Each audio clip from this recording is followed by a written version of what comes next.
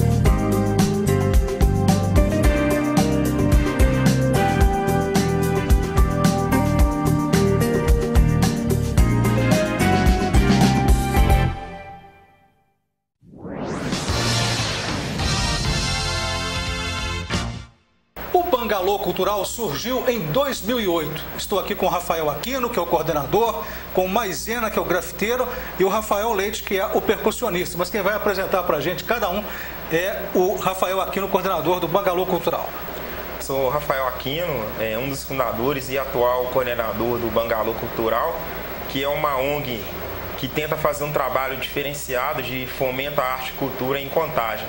Para esse bate-papo, vieram comigo o Guilherme Maisena, que é um grande grafiteiro, que tem feito um trabalho bacana e escrito o seu nome na história do grafite, e o Rafael Leite, que é um grande percussionista e tem nos auxiliado aí bastante nas questões aí de formação na área musical.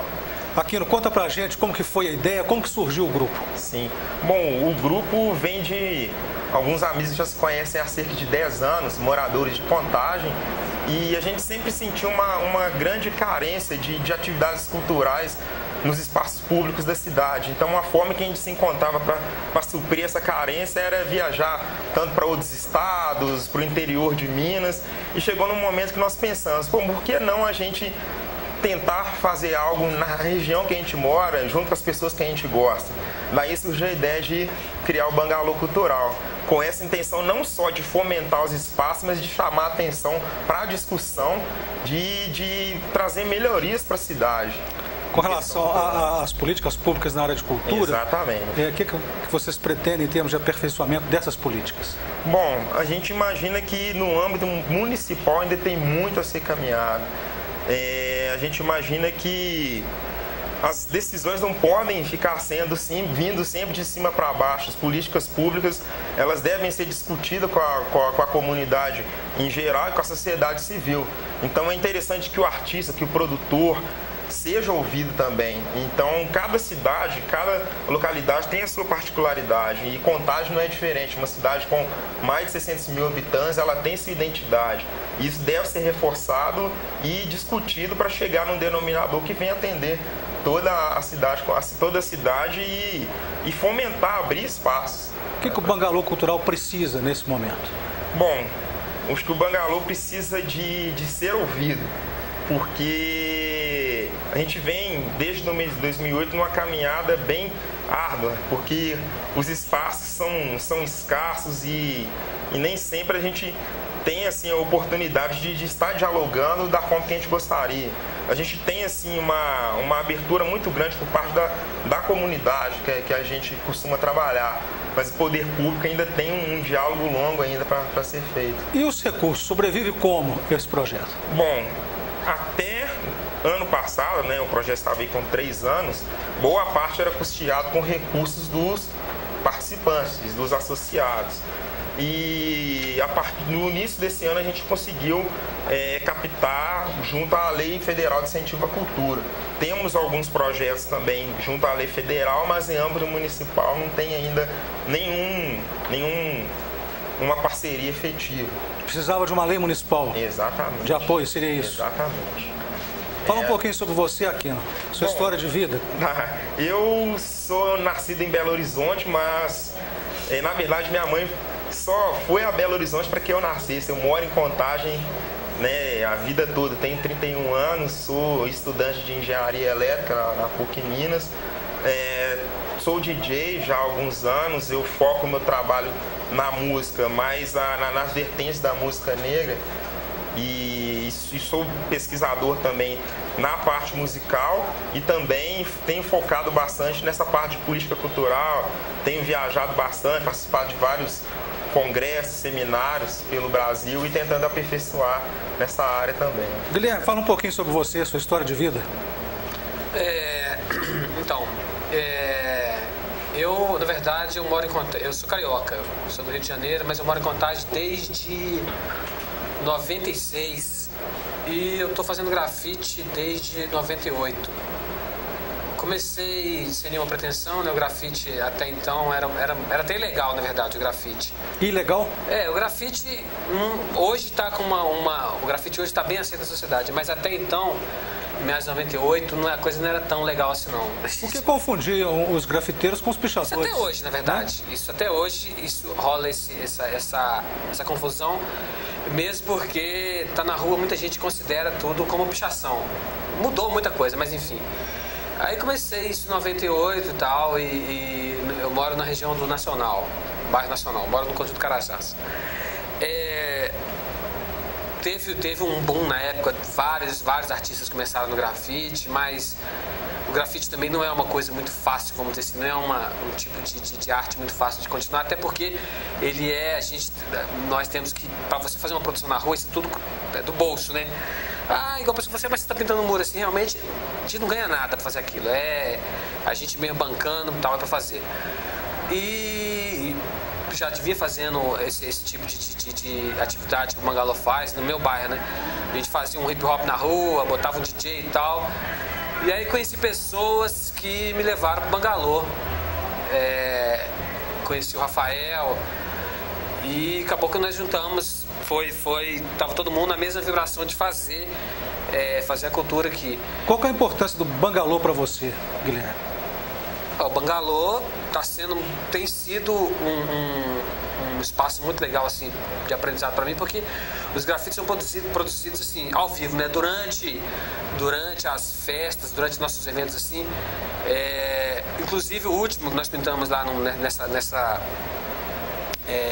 pedreira lá, o som tava na minha cabeça assim, e eu tava cansado, então é um esforço, é uma experiência que sempre é nova, né? Porque você pintar na rua, geralmente, como você sai a turma lá pra pintar, geralmente é muito, muito tranquilo, porque mesmo que passe alguém, o público não interage como numa festa, né? Que o povo chega criança, chega todo tipo de público que tá ali, tá vendo durante a festa, então o Bangalô tá sendo uma experiência muito enriquecedora assim, no meu currículo, e também de produzir assim, uma peça ao vivo, sempre uma coisa nova, porque são temas, né? São temáticos. Então, inclusive o Bangalô também foi por causa do Bangalô que eu fui parar em Barcelona. Então, conta essa história pra gente de Barcelona, mas antes eu queria que o Aquino falasse sobre, ele falou aí da pedreira, só para explicar para o telespectador sim. Esse trabalho na pedreira. A pedreira é localizado próximo a um campo de futebol chamado Recanto Azul, e fica localizado no bairro Amazonas, é um bairro conhecido aqui de Contagem. E lá tem sido fomentado pelo pessoal que trabalha com esportes radicais. Só que, por outro lado, ele tem sido muito marginalizado, é ocupado por usuários de drogas, já houve casos algumas ocorrências policiais no local, mas assim, a gente percebe que é um local que tem um potencial muito grande para a prática de esporte, para atividades culturais. Por isso a gente viu a importância de levar o Bangalô Cultural para lá, de chamar a comunidade para mostrar a importância do espaço, como ele pode ser bem aproveitado aqui no município de Contagem. Tem um potencial muito grande. Foi um dia inteiro de atividades? Foi um dia inteiro de atividades. Quantas pessoas do Bangalô participaram desse evento? Nossa, do Bangalô? Cerca de colaboradores, uns 40 colaboradores. O público de rotatividade deve ter aproximadamente umas 500 pessoas. Agora, Guilherme, você fala aí sobre a viagem à Espanha. Pois é, então,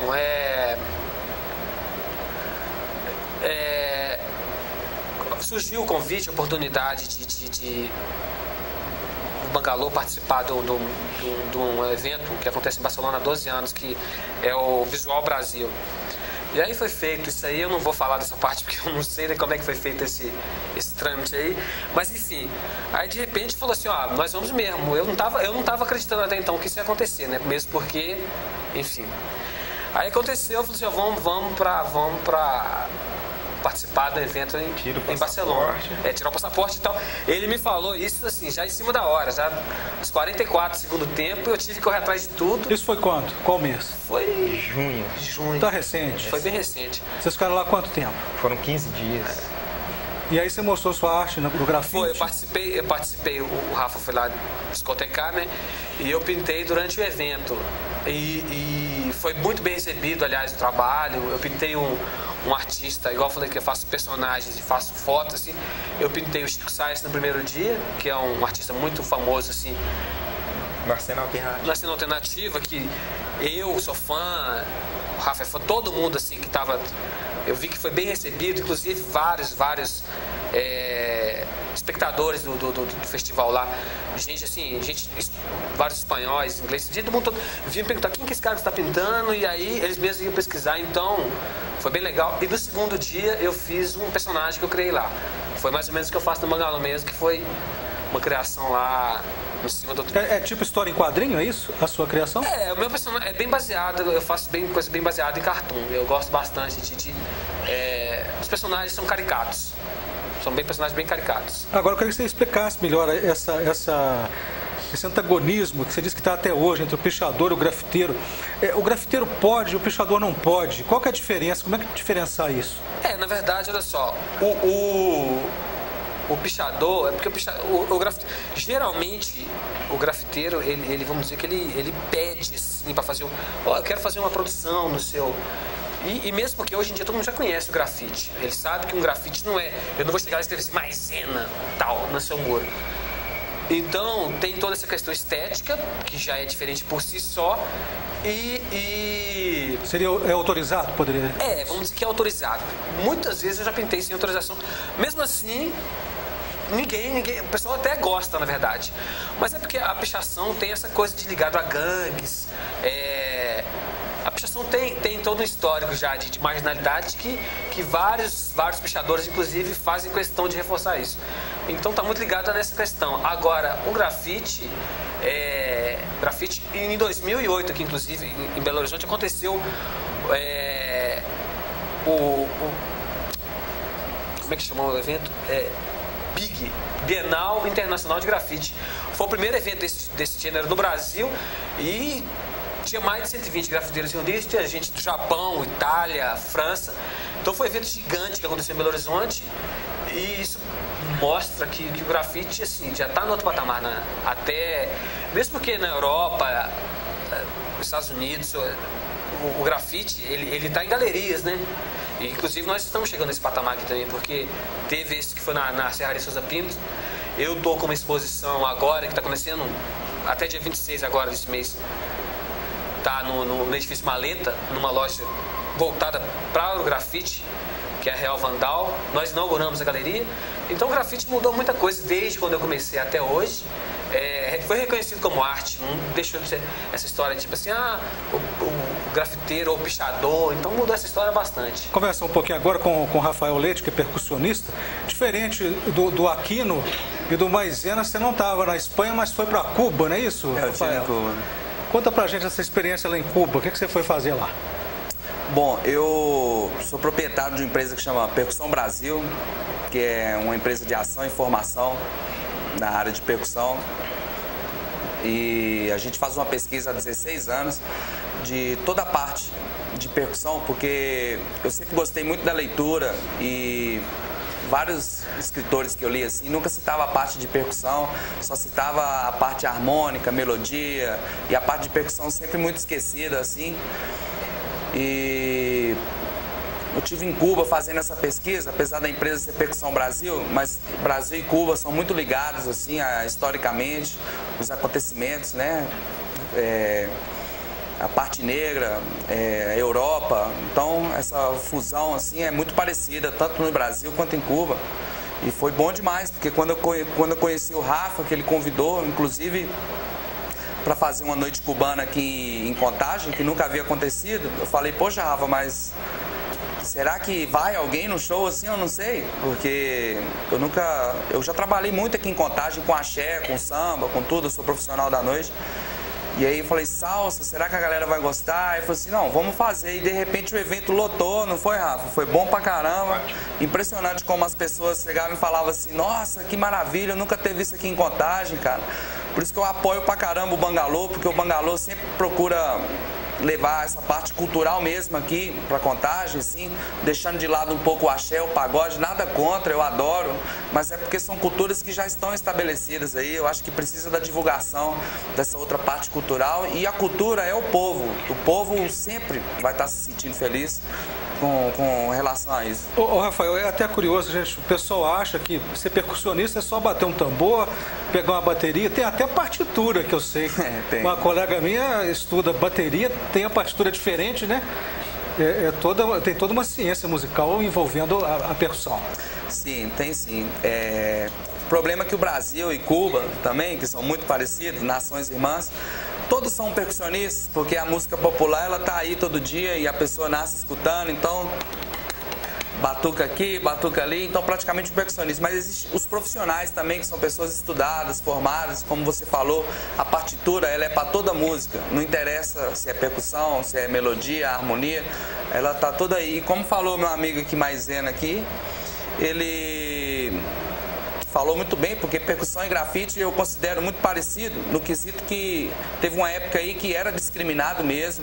Eu tenho 32 anos de idade, eu comecei a tocar com 14 anos, e quando eu comecei a tocar, eu lembro como tinha discriminação, a gente era maltratado, o pessoal da banda mesmo, assim, andava para um lado, os percussionistas para o outro. E essa coisa, né, você sabe como é que é, coisa que vem da rua, assim, geralmente tem a tendência de ficar marginalizado, né? E aí eu acho legal, e eu acho que o Bangalô tem feito isso muito bem aqui em Contagem. Eu moro em Belo Horizonte, mas todas as parcerias que a gente faz, inclusive a questão do carnaval, que é uma questão que é muito, muito famoso, né? Inclusive eu estava no Rio de Janeiro, cheguei hoje do Rio de Janeiro fazendo uma pesquisa de carnaval de escola de samba, porque a gente tem um trabalho de escola de samba aqui em Minas Gerais, que inclusive a gente fez aqui em Contagem, lá na Pedreira. Foi bom demais, o pessoal adorou. Essa coisa do carnaval eu acho que tinha que voltar, né? Porque o carnaval não é só o axé, não é só o funk, o carnaval é o samba também. E o samba é do Sudeste, nós estamos no Sudeste. Eu acho que Contagem tem muito a crescer nessa área de, sabe, por exemplo, um carnaval mesmo aqui em Contagem, onde os blocos pudessem participar, o povo. Mesmo porque está sendo resgatado no Brasil todo esse negócio de bloco de rua, né? E o bloco do Bangalô, fica... Infelizmente aqui em Contagem não está seguindo essa tendência. A gente vê em locais que também houveram proibições, mas a mobilização popular fez com que essa manifestação ganhasse força e voltassem para as ruas. É o que futuramente aí o Bangalô também vai encabeçar. Mesmo porque, igual tipo, a gente vê que, assim, você está falando o carnaval. O carnaval virou assim, tudo comprado, né, cara, na verdade, assim. Aí a comunidade mesmo, tipo do Rio, assim, a comunidade praticamente não participa mais do carnaval, né? Tudo só vai lá só pra vender água, né? Então tem que voltar. Tudo é pago, né, cara? É por isso que tem que voltar essa coisa, esse resgate mesmo. Porque o axé que você citou aí, uma amiga minha, ela falando que ia pra Salvador, no bloco, não sei o que, ela ficou o ano inteiro pagando pra poder sair lá com o ano inteiro. Então realmente isso já, tipo assim, o carnaval tá na rua, não precisava de ser assim. Eu lembro no Rio mesmo que saía de bate-bola. Tipo assim. Rafael, você disse que foi ao Rio, vive muito no Rio, mas você não é carioca, não? Não, eu sou mineiro. De qual cidade? Eu nasci em Montes Claros, mas saí de lá há muito tempo já. Pois é, mas você está aí hoje com um chapéu que é cubano, né? Tô com um chapéu de Cuba aqui. De Cuba. É porque eu tenho essa parte da pesquisa, né, que eu te falei. Uma camiseta que é do Salgueirão. Né? Que é a sua escola certamente do coração, né? E tem uma tatuagem de um índio aí, que representa o que esse índio?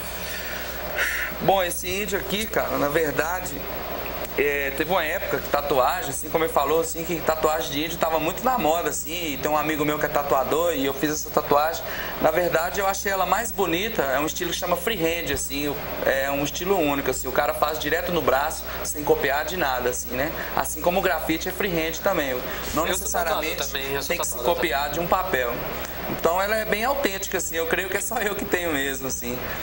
Agora, só lembrando essa coisa do carnaval que falou de novo, eu sou de Belo Horizonte, trabalho numa escola de samba lá também, que inclusive a gente ganhou a melhor bateria esse ano, onde o Rafa desfilou também. Pode falar o nome, não tem problema. Escola de samba Cidade Jardim. Mas famosa, tradicional. É famosa. Eu não tô na Cidade Jardim mais, porque eu trabalhei o ano passado, né? E motivos de trabalho mesmo, eu afastei.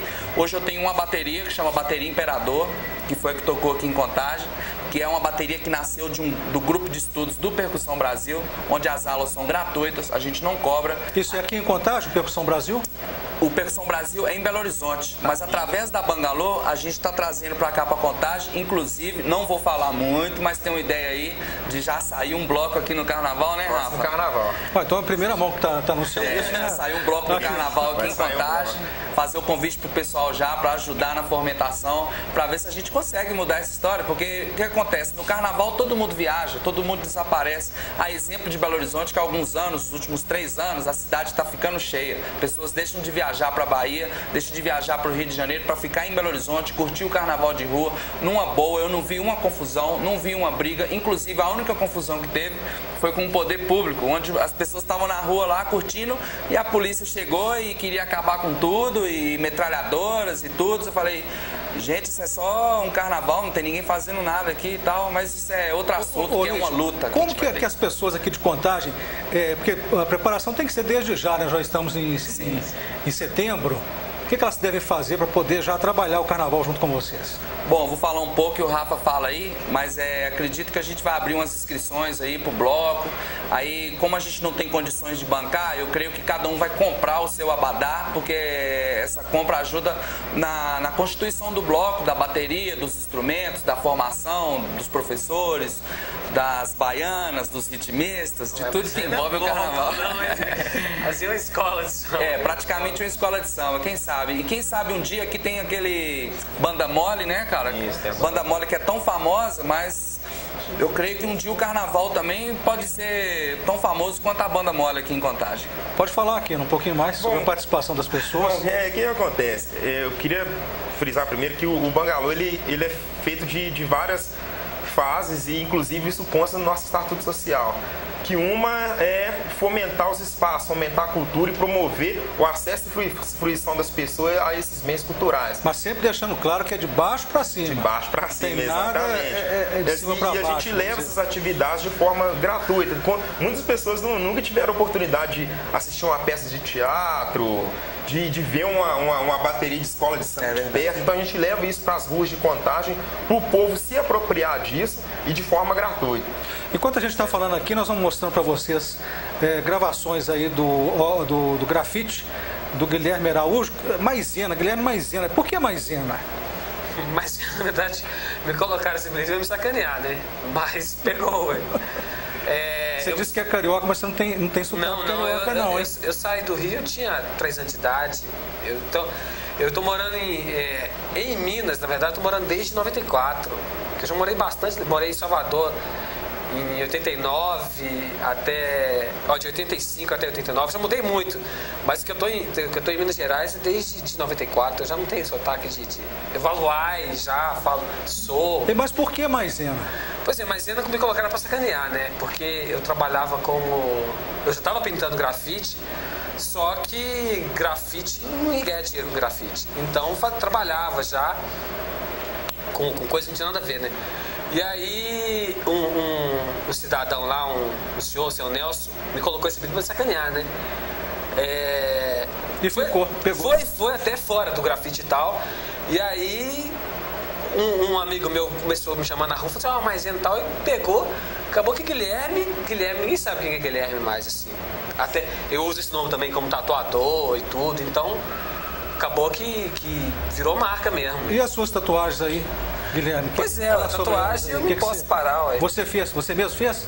Em você? Acho que eu fiz, não posso mostrar nesse horário, não. Certo. Mas eu fiz um cisto na minha perna e tal, mas eu já trabalhei inclusive num estúdio de tatuagem bem famoso aqui em Contagem, que era a Tattoo House, do Elton Pedra, que faleceu recentemente, foi um grande professor que eu tive e tal. Grande amigo. Um brother, um dos caras mais loucos que teve aí nesse... E trabalhei um bom tempo aqui em Contagem, agora eu tô na Savassi, tô no meu bairro lá fazendo umas tatu, mas já tem um tempo que eu tô nesse ramo também. Inclusive eu cheguei até a tatuagem por causa do grafite, porque, como eu falei, um tempo atrás, hoje eu dou até aula, trabalhei 3 anos na Prefeitura de Contagem, ministrando oficina para uma molecada aí, mas hoje eu dou até aula de grafite, mas até então, em 98 até 2000, isso era impensável, né? Ninguém falava, vivia de grafites. Aqui, tô falando em Minas Gerais. Pois é, até um detalhe curioso, hein, Aquino, você poderia explicar isso? Ninguém vive do bangalô cultural, não é isso? Né? Explica pra gente. Cada um tem sua atividade. Cada um tem sua atividade. Na verdade, a gente se reúne aos finais de semana ou então no decorrer da semana à noite para cuidar do bangalô. E a demanda está crescendo cada vez mais. Tá ficando bom o negócio. A demanda está crescendo e a gente está ficando apertado, mas todo mundo tem uma atividade paralela. A demanda que você fala de projetos. De shows, de projetos. Porque, igual eu falei, a gente tem essa questão de levar as atividades culturais para os espaços públicos. Tem aquela questão do nosso diálogo com o poder público em busca de melhorias. E tem uma outra parte do bangalô que é a formação. A gente quer focar cada vez mais na formação, que é trazer o Percussão Brasil, através do Rafael Leite, aqui para Contagem, para ensinar percussão de forma profissional para as pessoas. O Guilherme também está dando aula de grafite, aulas de circo, aulas de design. Então a gente quer focar cada vez mais na formação. O Rafael Leite, dá uma aula pra gente aí sobre percussão com esse instrumento que você trouxe. Só aproveitando o gancho que o Rafa falou aqui, é porque percussão profissional foi muito bem colocado, porque, como você citou, percussionista, em uma certa época não era considerado músico, né? Por uma questão de preconceito, que eu não vou entrar nesse detalhe agora, mas vocês devem imaginar o porquê. É uma questão assim, hoje a percussão profissionalizou muito, então o indivíduo, quando ele forma em percussão, ele não é mais apenas um percussionista, ele é músico profissional, apto a estar tocando com qualquer pessoa, qualquer estilo. Todas as pessoas que passam lá no nosso projeto, eu converso muito sobre isso, inclusive essa coisa de qualquer um é percussionista, aí o cara chega batendo alto, não escuta a música, aí eu pego pesado com a galera lá e falo, olha, escuta a música, cara, a melodia. Tem que ser uma coisa mais suave, bater mais suave, porque percussão tem um volume sonoro alto, naturalmente, entendeu? Então, Dizem que é tão importante que se não funcionar direito, o cantor acaba errando. Além de estar com o pulso ali, com o ritmo, de dar o pulso, se o cara ficar quebrando toda hora, a música fica sem o chão, porque quem dá o chão é a percussão, certo? A harmonia da cama e a melodia, né? Faz os floreios ali. Então o que acontece? A percussão precisa dessa cama, cara. E hoje eu trouxe aqui E percussão, não só que eu tô falando assim, porque eu lembro do Carlinhos Brau falando de percussão, é tipo assim, é ciência, né, cara? O Carlinhos Brau falando um negócio E é uma coisa que é natural, cara. Eu não tenho músico na minha família da área de percussão, tenho de outras áreas. Meu avô mexe com seresta, meu tio Chiquinho é tecladista profissional aí também.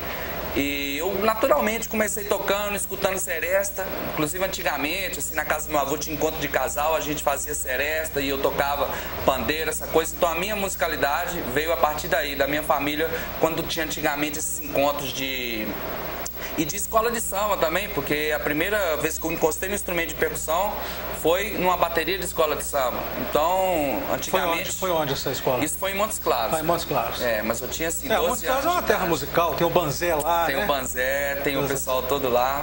Você já foi do Banzé? Não, meu pai já, porque o Banzé é antigo, né? Isso. Eu sou de um grupo que é parecido com o Banzé aqui em Minas, que é o Sarandeiros, que é lá da UFMG de Belo Horizonte lá, e a gente... Ô Leite, contando pra você, né, eu tenho um amigo que me levou um dia na casa dele, tem uma bateria, você toca aí um cadinho, tá?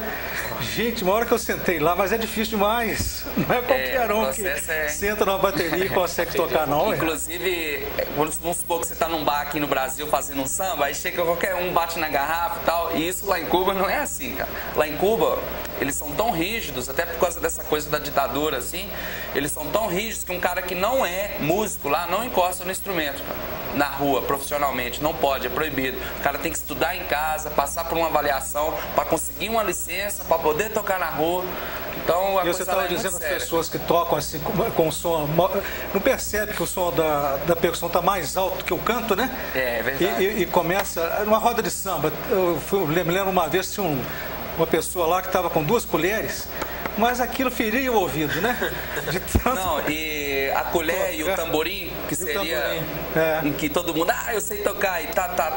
Esse tá é que dá a linha rítmica da percussão inteira. Mas tem que saber tocar. Então, o cara acha que ele pegou o instrumento que ele não devia ter pegado, porque é o instrumento que dá a linha rítmica da percussão toda. Então, tem essa coisa mesmo da profissionalização, assim, as pessoas se profissionalizaram, o próprio samba profissionalizou e essa coisa. Eu trouxe aqui um instrumento, cara, que não é de origem brasileira, é de origem cubana. Bongô. E que ele popularizou no mundo inteiro, assim como a tumbadora também popularizou. Eu acho engraçado que a percussão brasileira, se você olhar num palco de qualquer percussionista, 70% dela ela é cubana. Porque tem as congas, tem o timbales, tem o bongô, tem tudo. A música cubana ela influenciou o mundo inteiro. Qual que é a diferença do bongô para a tumbadora? O bongô é esse aqui, cara, esse kit aqui, que ele tem um som mais agudo, seria isso? Ele é um som mais agudo, enquanto a tumbadora, ela só marca, por exemplo, vou dar um exemplo. Esse é tumbadora? Tumbadora, ela só marca, seria o baixo da percussão, que faz o... Você tá tocando o que aí, salsa? Seria uma salsa. Esse é uma salsa.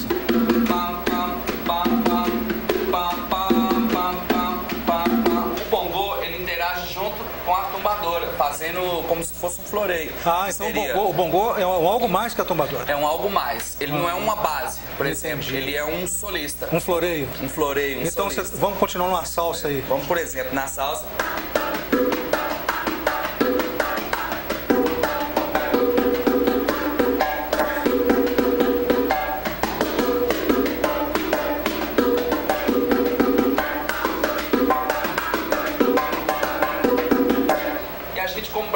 Também, com o mesmo instrumento, a gente leva pro samba. Por exemplo, isso.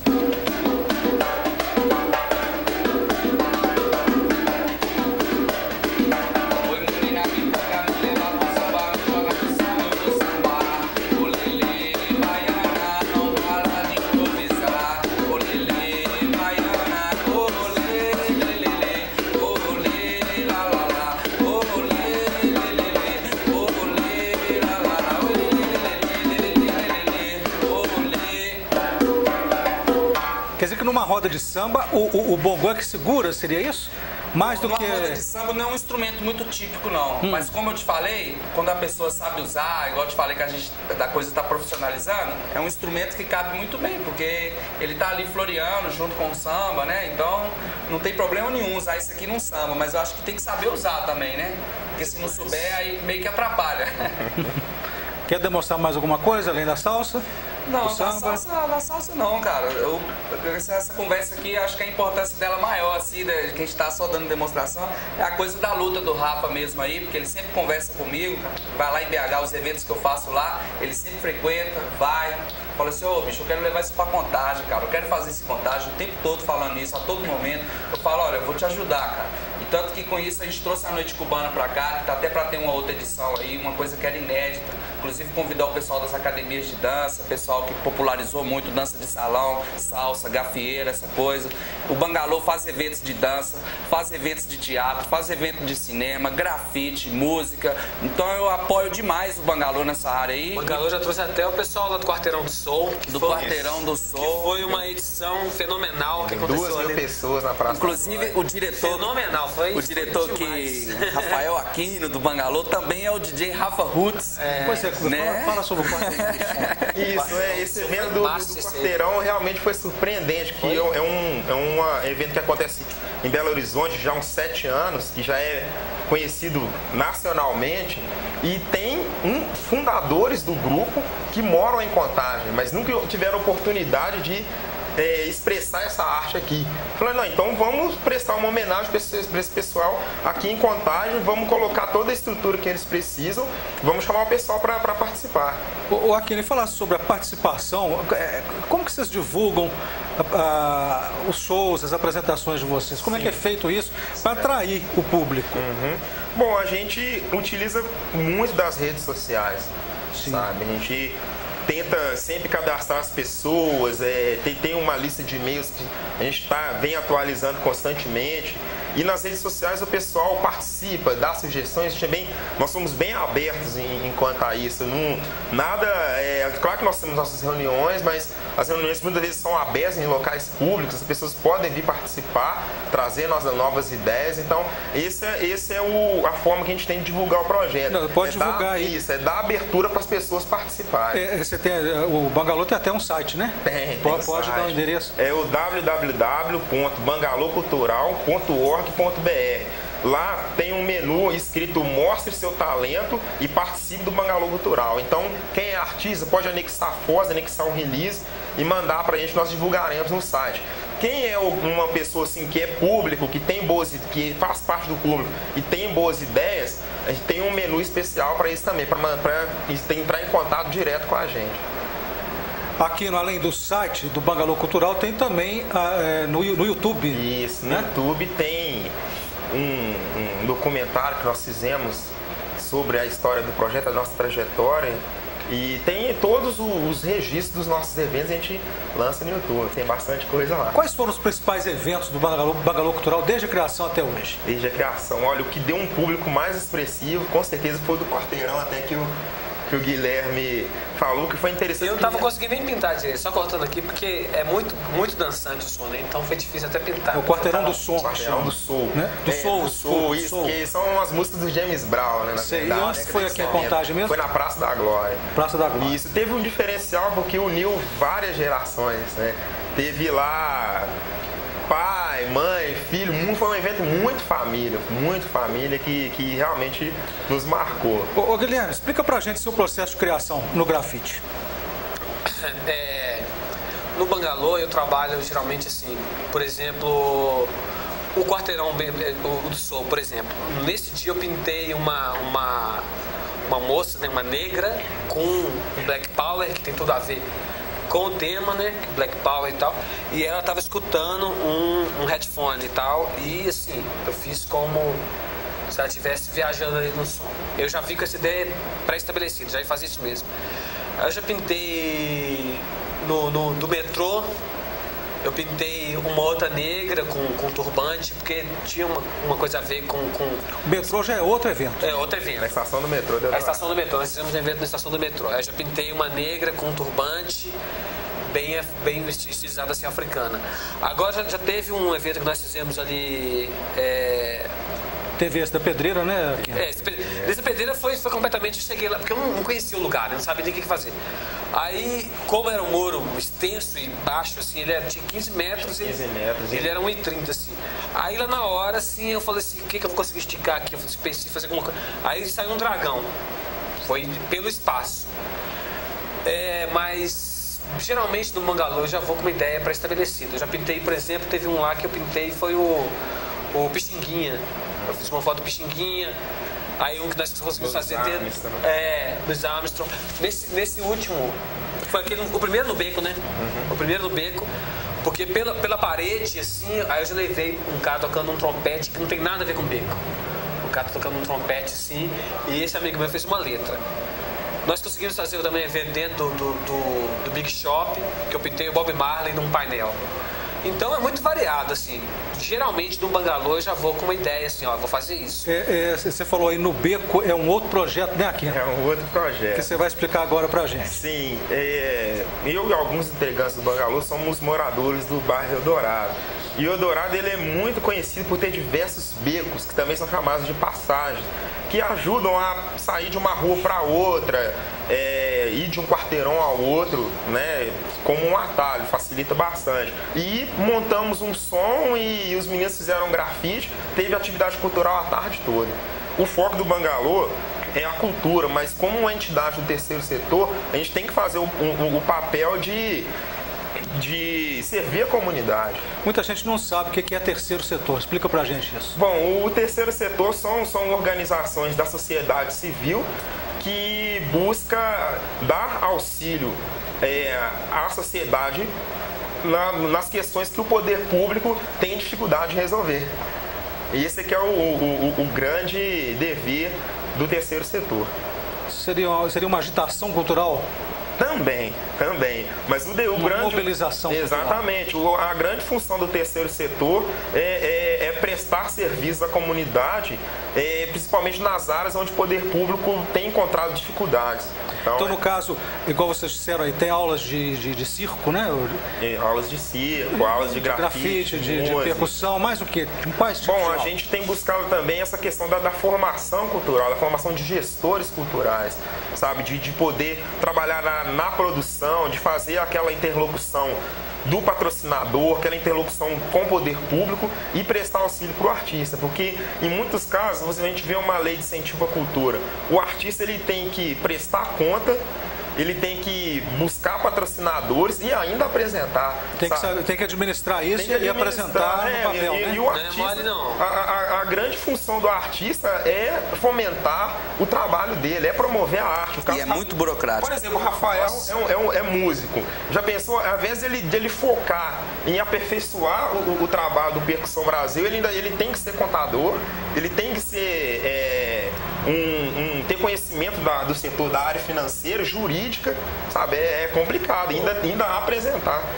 O Rafael, isso prejudica muito o artista, essa burocracia? Isso que ele falou aí é muito sério, porque eu brinco com o pessoal do grupo lá, da bateria, da salsa, dos professores, que música, no final das contas, é o mínimo. É o mínimo, porque é tanta burocracia, cara, tanta coisa que você tem que provar para conseguir um subsídio. Mas, o Rafael, como simplificar essa burocracia para o artista?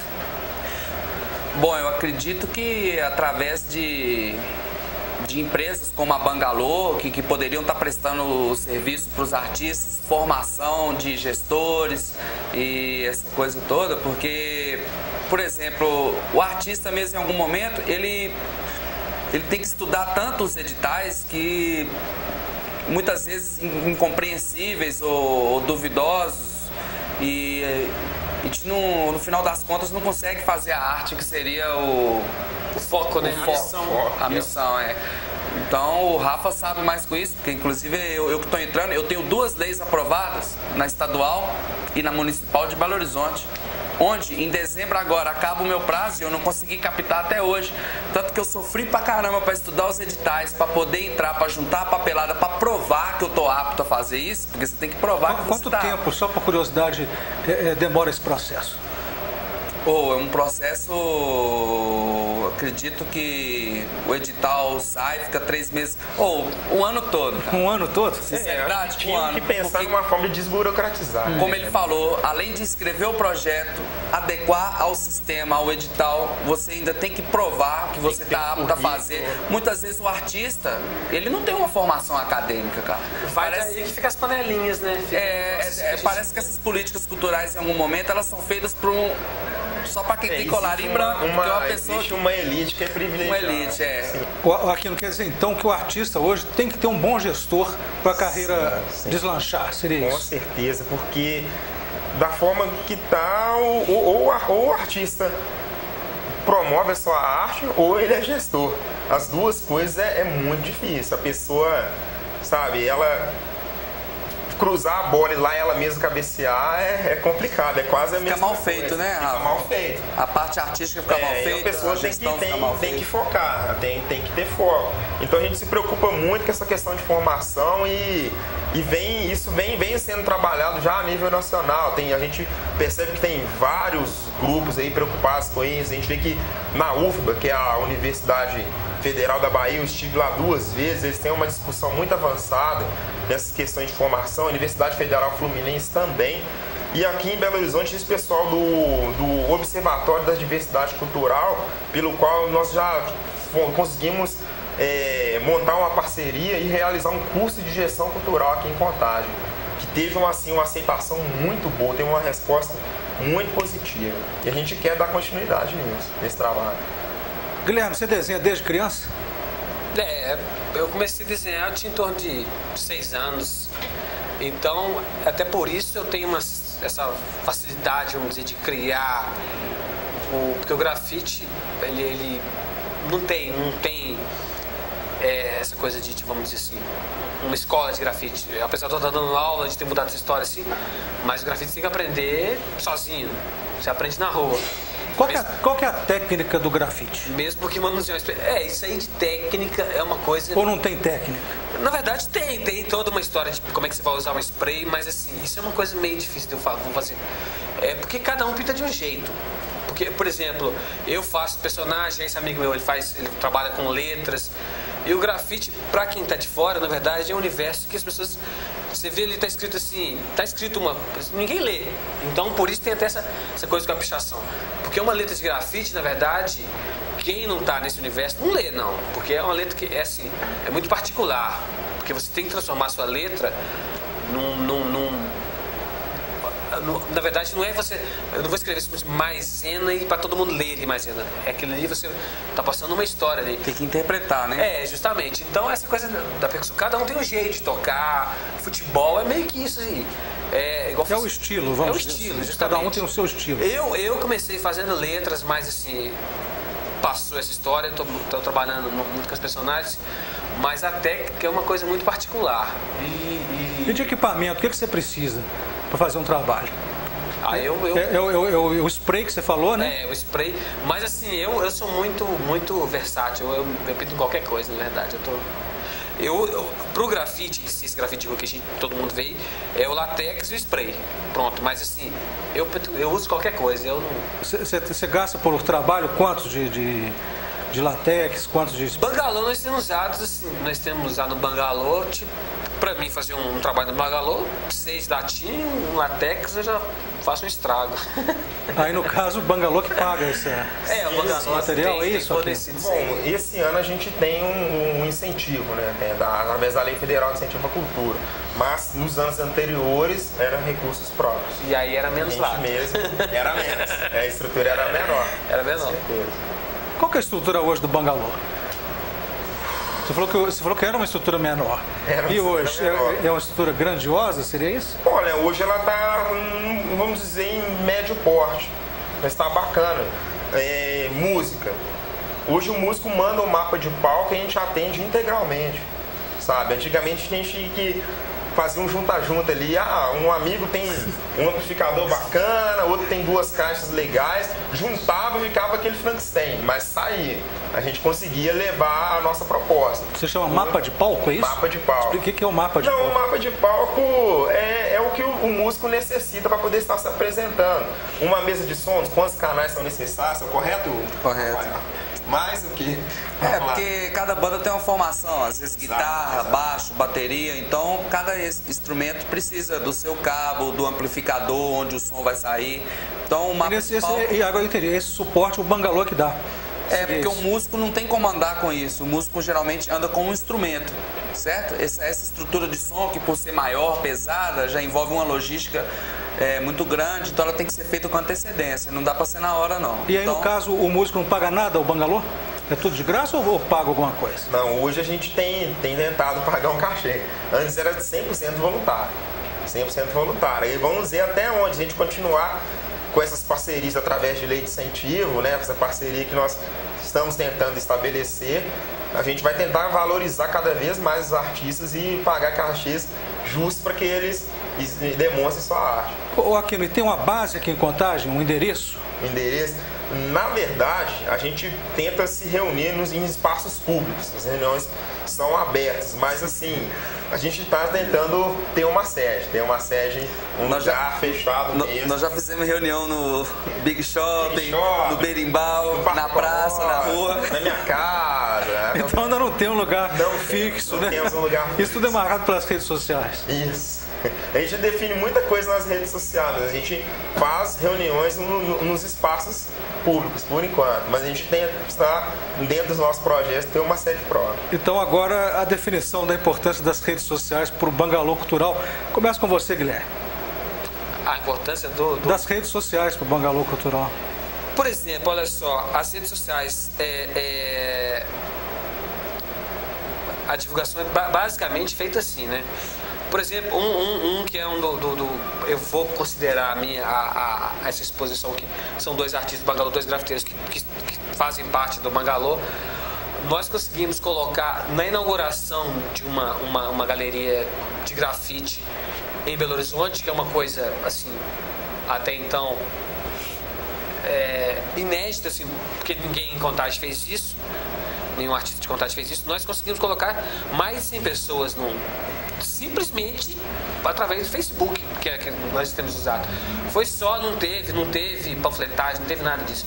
Então, por uma galeria de grafite, eu considerei um grande êxito, na verdade, porque é uma proposta diferente. Ninguém assim, a gente não estava fazendo um trabalho que é do conhecimento das pessoas, assim, porque o grafite ele não tem galeria de grafite em Minas Gerais. Tem agora a Colmeia, que é lá no Maleta, e tem a galeria da Real Vandal, que é essa que nós inauguramos. Então, a divulgação foi somente nas redes sociais, nós conseguimos colocar mais de 100 pessoas. Então, eu acho que foi um grande êxito, e daí já mostra a importância dessa rede social para uma divulgação que de outra forma, se nós fosse correr, porque essa coisa que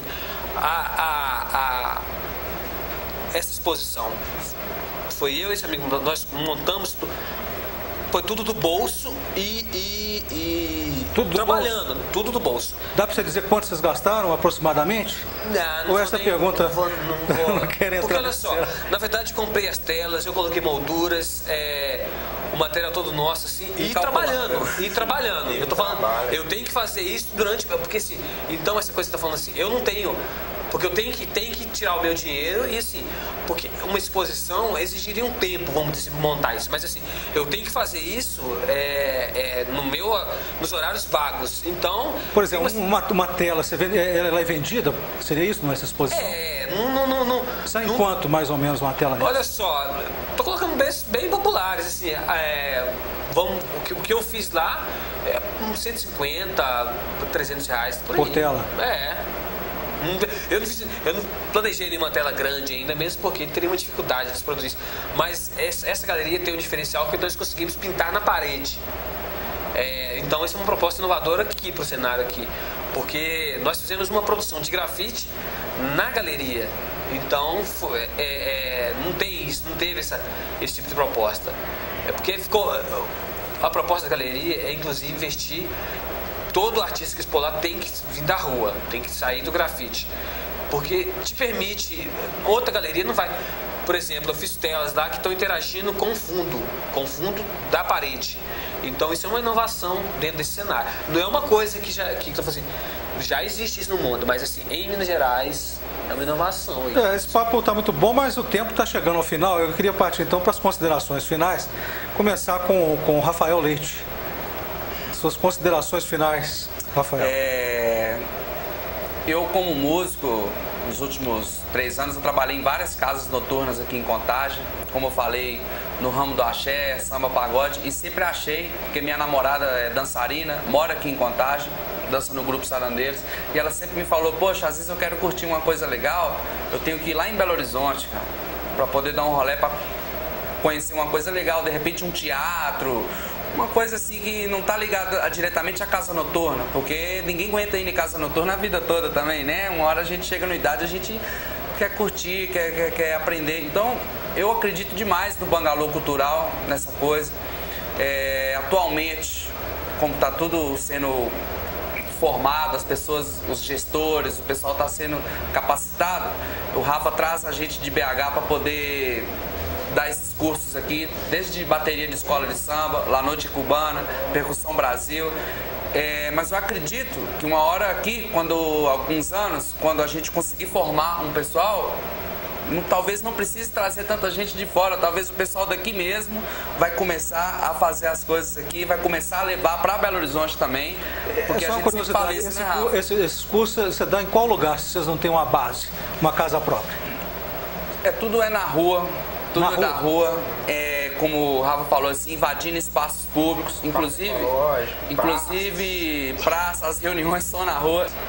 Bom, o Bangalô, pra mim é uma família, né? Virou, porque eu tô com o Bangalô desde o começo. Eu não preciso nem te falar que eu acredito no projeto, porque eu tô trabalhando de graça no projeto. Então como é que eu não vou acreditar, né?